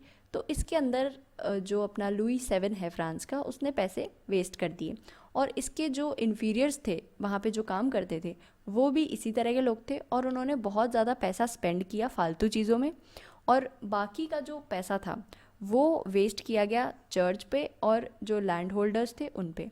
तो इस वजह से क्या हुआ कि उस टाइम पे पूरे फ्रांस में कैथीड्रल्स और कैसल्स जो हैं वो आ गए, यानी कि बनना शुरू हो गए। तो यहाँ पे आप देख रहे होंगे ऑथर ने वर्ड यूज़ किया है मशरूम्ड थ्रू आउट फ्रांस। तो इसका आप बहुत ही डीप मतलब है, इसका मतलब ये है कि जैसे जो मशरूम्स हैं वो कहाँ उगते हैं, वो किसी भी प्लांट को उसके न्यूट्रिशन से अलग कर देते हैं, यानी कि किसी प्लांट के न्यूट्रिशन को छीन कर वो उस जगह पे उग जाते हैं। तो उसी तरह से यहाँ ये कहना चाह रहे हैं कि जो फार्मर्स हैं उनकी एग्रीकल्चरल सरप्लस से टैक्सेस लेके उनकी इकोनॉमिक जो स्थिति है उसको सैक्रिफाइस करके ये लोग कैथीड्रल्स और कैसल्स को बना रहे थे, जो कि एक मशरूम की तरह थे, है ना। The simultaneous progress of cathedral building जो थी, यानी कि उस टाइम जो कैथीड्रल्स बन रहे थे, चर्चेस बन रहे थे और वहाँ पे वाइन यार्ड एक्सपेंशन भी हो रहा था, यानी कि वाइन बनाने के लिए वहाँ पे कई सारी वाइन यार्ड्स बनाई जा रही थी। तो इन दोनों के बीच में बहुत ज़्यादा कंपटीशन था कि भाई जो कैपिटल है वो किस तरह से बांटा जाए, वो चर्च को ज़्यादा दिया जाए या फिर वो कमर्शियल इंटरेस्ट में डाला जाए। क्योंकि जो चर्च था वो कई सारी मॉरल और आर्टिस्टिक रिचेस के साथ था, बट जो वाइन यार्ड्स थे वो कॉमर्स में हेल्प कर रहे थे, वो कंट्री की ग्रॉस नेशनल प्रोडक्ट को बढ़ा रहे थे, ठीक है। तो अब एक बहुत बड़ा कंपटीशन चल रहा था। उसके बाद भी जो वॉर्स थे वो जनरली कहा जाता है कि डिफेंसिव होते थे, बट जो बार बार आर्मीज़ क्रॉस करती थी वो कई सारे रिसोर्सेज वहाँ से ले जाती थी। तो इस वजह से भी जो है वो पैसा काफ़ी वेस्ट हो रहा था। अब ऑथर ये कह रहे हैं कि उस टाइम पे जो एग्रीकल्चरल सरप्लस थी उसकी demand year two year basis पे चेंज होती थी, क्योंकि ऑब्वियस सी बात है जो पॉपुलेशन है वो ईयर टू ईयर बेसिस पे चेंज होगी, है ना, मोस्ट प्रॉब्ली बढ़ेगी। तो उस हिसाब से जो एग्रीकल्चरल सरप्लस है उसकी डिमांड भी बढ़ेगी। तो उस हिसाब से हम एग्जैक्टली कैलकुलेट नहीं कर सकते कि किस तरह से एग्रीकल्चरल सरप्लस का इम्पैक्ट पड़ा था कमर्शियल ग्रोथ पे फ्रांस में। बट हम ये कह सकते हैं कि जो हम कह रहे थे पिछले पैराग्राफ में कि कैसल और चर्च ये सब चीज़ें जो बन रही थी वो बिल्कुल वेस्ट ऑफ मनी था, तो ऑथर कह रहे हैं कि ऐसा नहीं था। वो इसलिए क्योंकि कैसल और चर्चेस ये सब बनाने से इनको इंटैंजिबल डिविडेंड्स मिल रहे थे मटेरियल के, यानी कि ऐसे डिविडेंड्स, ऐसा प्रॉफिट जिसको हम टच नहीं कर सकते, जिसको हम महसूस नहीं कर सकते कि हमारा कोई प्रॉफिट हो रहा है, बट एक्चुअली ये पूरी सोसाइटी के लिए एक मटेरियल और मॉरल सेटिस्फैक्शन का ज़रिया था। यानी कि चर्च में जाके लोग काफ़ी सेटिस्फाइड फील करते थे, काफ़ी अच्छा फील करते थे। और जो वॉर्स हैं वो भी काफ़ी कुछ हमें दे जाते थे। बट हम फिर भी ये नहीं कह सकते कि डिस्ट्रक्टिव एक्टिविटी और कंस्ट्रक्टिव एक्टिविटी जो है वो एक जैसी है। यानी कि डिस्ट्रक्टिव एक्टिविटी जो है हो सकता है उससे कुछ थोड़ा बहुत फ़ायदा हो रहा हो, डिस्ट्रक्टिव एक्टिविटीज़ वॉर्स, और कंस्ट्रक्टिव है कैसल्स और चर्चेस बनाना। तो हम दोनों को एक ही पायदान पे नहीं रख सकते, एक ही तरह से जज नहीं कर सकते, क्योंकि डिस्ट्रक्टिव एक्टिविटी जो है वो बुरी है और कंस्ट्रक्टिव जो है वो काम की है।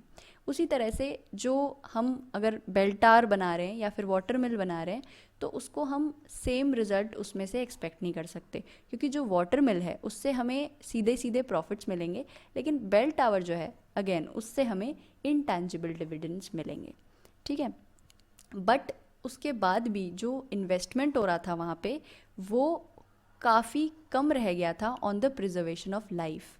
यानी कि जो सब्सिस्टेंस लेवल था लोगों का वो बहुत ज़्यादा नहीं बढ़ पा रहा था, क्योंकि इन्वेस्टमेंट जो था वो दूसरी जगहों पर काफ़ी ज़्यादा हो रहा था।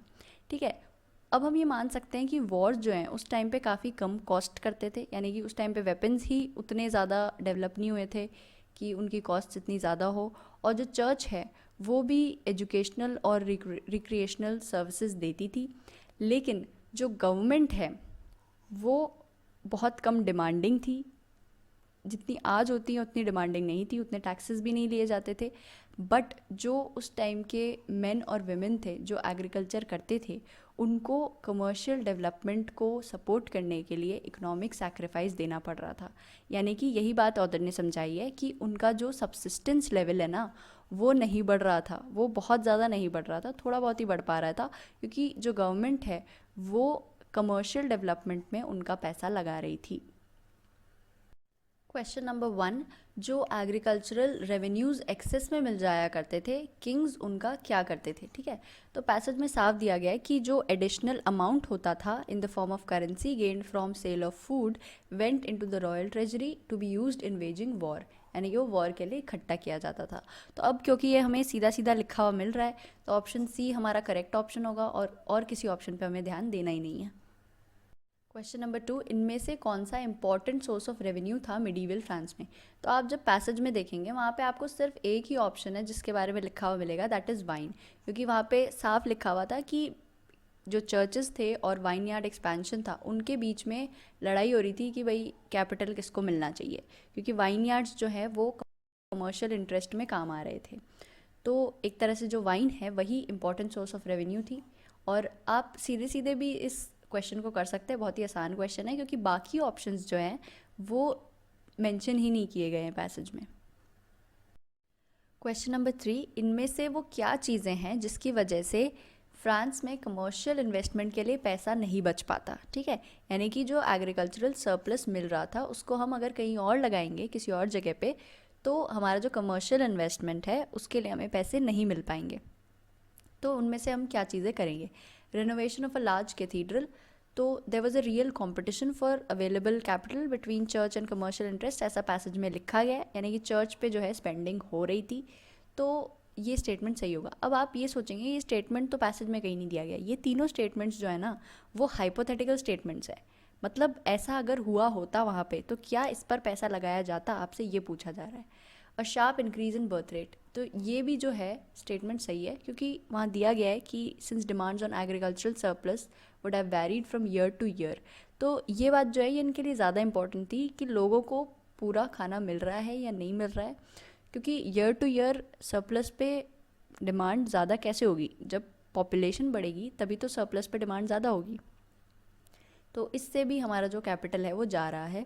Invasion of France by Henry second, अगर मान लो कि हेनरी सेकंड फ्रांस पे इन्वेजन कर देते तो क्या होता, वॉर होता। तो वॉर पे भी ये लोग स्पेंड कर रहे थे, यहाँ साफ साफ लिखा गया है कि अब वॉर्स जो हैं उनके ऊपर भी ये लोग स्पेंड कर रहे थे। तो हमारा option E would be the correct option, क्योंकि तीनों ही स्टेटमेंट्स हमारे सही हैं। क्वेश्चन नंबर 4, ज़्यादा से ज़्यादा लोग गवर्नमेंट और चर्च में किस तरह से पार्टिसिपेट कर सकते थे मिडीवियल फ्रांस के अंदर। तो वहाँ पे लिखा है कि जब फूड सरप्लस इंक्रीज़ हो गई तो ये पॉसिबल हो गया कि गवर्नमेंट कॉमर्स, रिलीजियस और कल्चरल परसूट्स में वो पैसे लगा सकते थे, क्योंकि जब फूड प्रोडक्शन सबसिस्टेंस लेवल पे था तब क्या हुआ कि उनके पास कैपिटल नहीं था किसी और जगह पे वो लगा सके। लेकिन अब क्योंकि फूड सरप्लस में हो गया है, उनके पास कैपिटल है, तो वो और कॉमर्स की चीज़ों में, रिलीजियस चीज़ों में उस पैसे को लगा सकते हैं। Option A, number of individual land holdings, यानी कि जो एग्रीकल्चरल एरिया है उसकी लैंड होल्डिंग्स जो है इंडिविजुअल वो बढ़ गई। तो ये बात बिल्कुल गलत है, पैसेज में ऐसा कहीं नहीं दिया गया है कि इंडिविजुअल लैंड होल्डिंग्स बढ़ गई थी। Increase in the volume of international trade, ये बात भी बिल्कुल गलत है, ऐसा भी कहीं नहीं दिया है पैसेज में। डिक्रीज इन वॉरफेयर, ये बात तो बिल्कुल ही गलत है, क्योंकि वहाँ साफ साफ दिया गया है कि जो किंग था वो आर्मी के लिए बहुत ज़्यादा पैसा इन्वेस्ट करता था और उसने क्रूसेड्स भी किए, जो रिलीजियस फाइट्स थी वो भी किया उन्होंने। तो डिक्रीज तो नहीं हुआ था वॉरफेयर में। Food producers could grow more food than they and the families needed to survive, अब ये बात जो है ये बिल्कुल सही है। ये फूड सरप्लस कैसे होगी, फूड सरप्लस तभी होगी ना कि जब जो फैमिली ग्रो कर रही है उसके पास अपनी जो ज़रूरत है उससे ज़्यादा खाना होगा। Landlords were prospering and thus they were demanding smaller percentage of tenants annual leaves, ये बात जो बिल्कुल गलत है, और ये प्रैक्टिकली भी काफ़ी गलत है, क्योंकि लैंडलॉर्ड्स को कितना ही प्रॉस्पर करवा लो आप, कितनी ही उनके पास पैसा हो, फिर भी वो जो टेनेंट्स हैं, यानी कि जिनसे वो पैसे मांग रहे हैं, जिनको उन्होंने पैसा लोन पे दिया है, उनसे वो उतना ही पैसा लेंगे।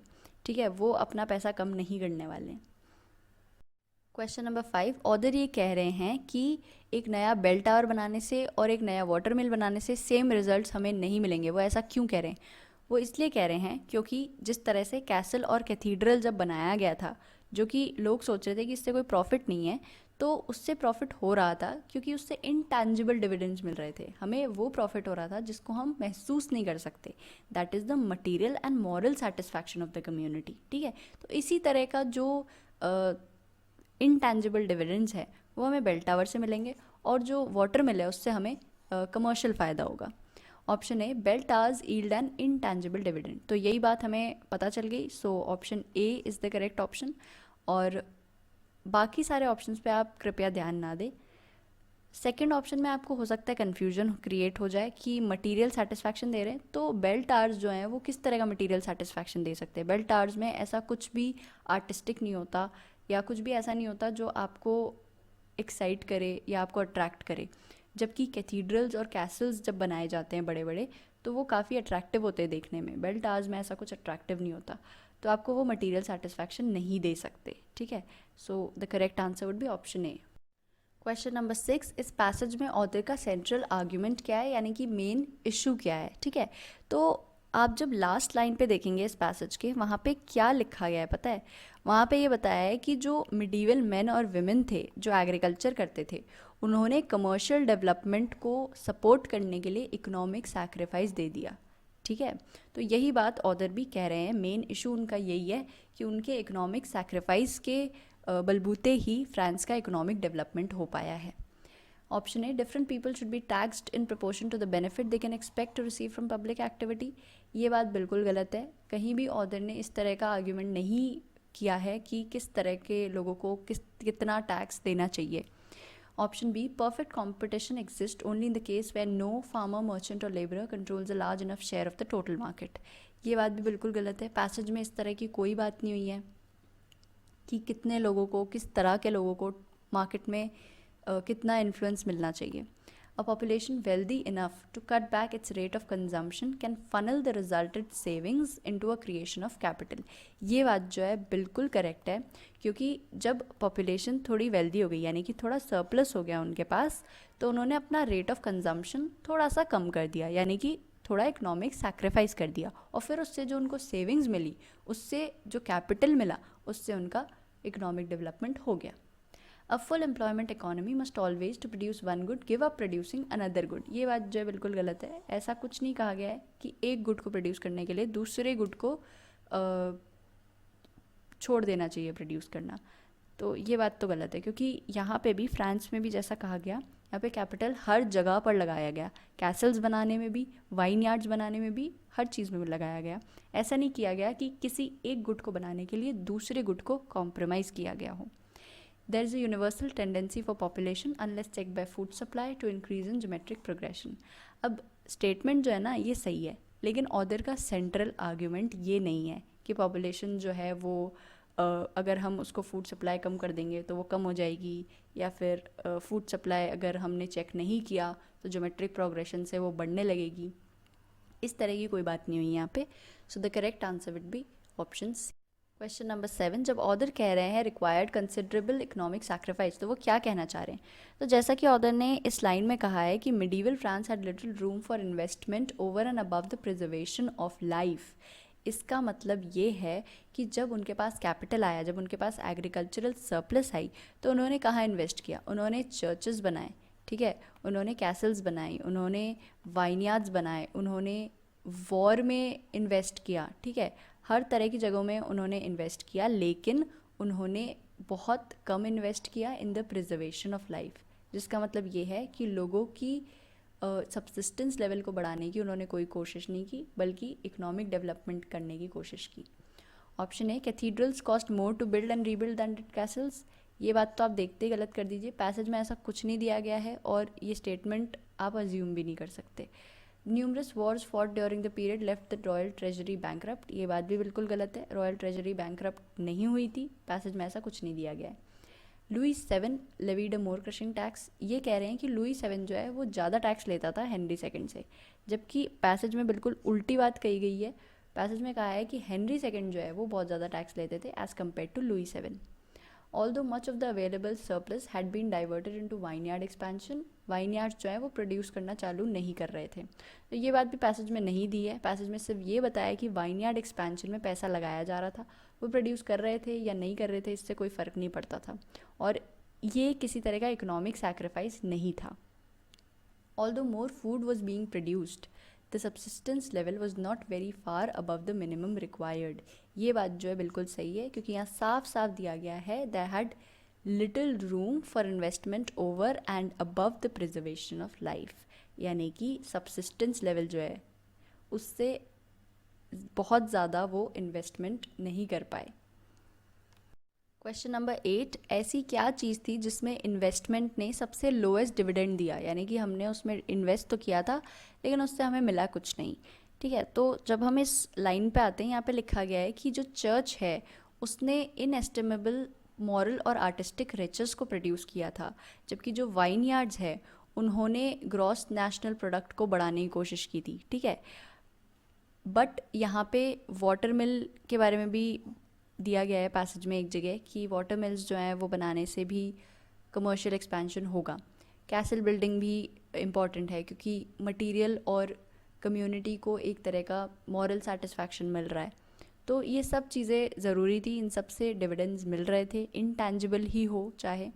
बट यहाँ पे साफ दिया है कि जो वॉर्स हैं they handed back a fragment of what they took at least to a few. मतलब बहुत कम लोगों को वो कुछ दे पाते थे प्रॉफिट, और उसमें भी हम एक ही पायदान पे नहीं रख सकते डिस्ट्रक्टिव एक्टिविटी और कंस्ट्रक्टिव एक्टिविटी को. यानी कि जो वॉर्स थे वो बहुत ही नॉन प्रॉफिटेबल थे अपनी फ्रांस की गवर्नमेंट के लिए. सो option A is the correct answer. Warfare से ज़्यादा कोई प्रॉफिट नहीं हो रहा था फ्रांस की गवर्नमेंट को.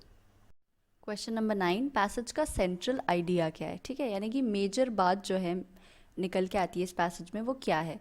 तो मुझे लगता है कि सेंट्रल आइडिया ये हो सकता है कि एग्रीकल्चरल सरप्लस पे जो डिमांड्स हैं वो क्योंकि साल दर साल चेंज होती रहती हैं, ठीक है, बदलती रहती हैं, तो हम ये कैलकुलेट नहीं कर सकते कि कमर्शियल ग्रोथ पे कितना इम्पैक्ट एग्रीकल्चरल सरप्लस का है, क्योंकि हर साल हो सकता है कि हम नए नए कैपिटल इन्वेस्टमेंट्स कर रहे हो, लेकिन एग्रीकल्चरल सरप्लस जो है वो तो बहुत ज़्यादा नहीं बढ़ रही है, बट हमारे डिमांड्स जो हैं वो साल दर साल चेंज हो रहे हैं। इसकी वजह से हम ये नहीं बता सकते कि ये जो कमर्शियल ग्रोथ हुई है वो कितनी एग्रीकल्चरल सरप्लस की वजह से थी, कितनी दूसरे तरह की जो गेन्स हो रहे थे लोगों को उनकी वजह से थी।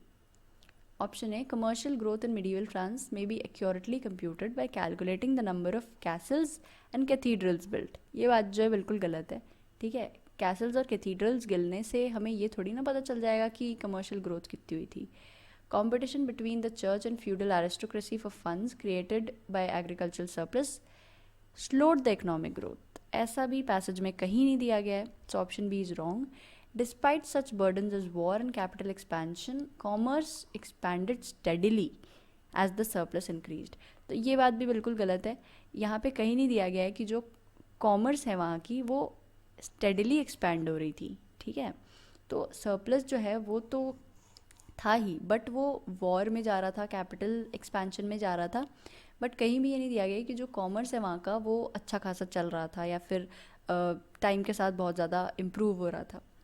Funds actually available for commerce in medieval France varied with the demands placed on agricultural surplus. ये बात जो है बिल्कुल सही है, क्योंकि जो फंड्स हमें अवेलेबल होंगे they will depend on agricultural surplus, यानी कि हमने जितना एग्रीकल्चरल सरप्लस को साल दर साल हमारा जो चेंज हो रहे हैं डिमांड्स उसके हिसाब से हमें फंड्स मिलेंगे।